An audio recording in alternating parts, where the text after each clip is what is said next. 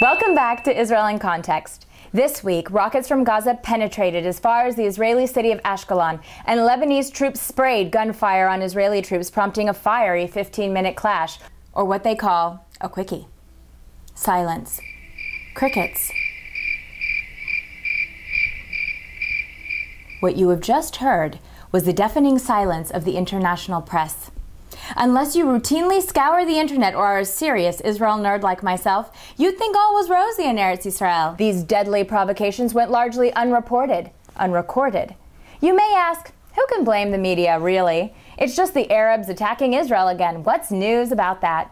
Although personally, I thought Israel getting it from both ends would make big news. But I guess since Kim Kardashian did it, allegedly, nobody cares. When Israel gets smacked around, snore. But when she defends herself, look out. The media awakens, ready to stick it to Israel with a fully biased bullshit bukkake.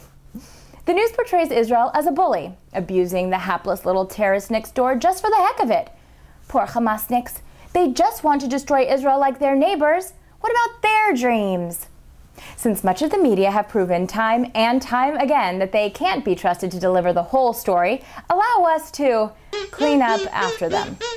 Did you know that Hezbollah is not a Palestinian group, that they just hate Israel and want to destroy it even though they have no territorial dispute? Did you know Israel is in a state of war with all of its neighbors except Jordan and Egypt? You'd think that'd be worth mentioning, right? Did you know that the official Arab and Palestinian position on Israel has been to eliminate it, and that stance continues to this day as tacit policy? Did you know the dot over the letter I is called a tittle? Or this? During Operation Cast Lead, the Israeli Defense Forces did more to safeguard the rights of civilians in a combat zone than any other army in the history of warfare. And Israel did so while facing an enemy that deliberately positioned its military capability behind the human shield of the civilian population. But who is this guy anyway? I'm the former commander of British forces in Afghanistan. I served with NATO and the United Nations, commanded troops in Northern Ireland, Bosnia and Macedonia, and participated in the Gulf War. I spent considerable time in Iraq since the 2003 invasion and worked on international terrorism for the UK government's Joint Intelligence Committee. Need we say more? The fact of the matter is, Israel gets attacked almost daily, but it's not news unless a lot of people get killed.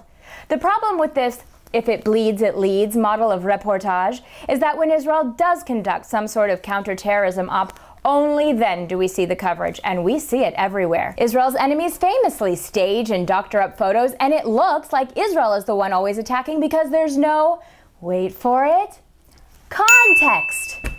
In short, between Israel's neighbors and the media always trying to screw her, it's no wonder Israel wears an iron dome, because without it, she'd really be fucked.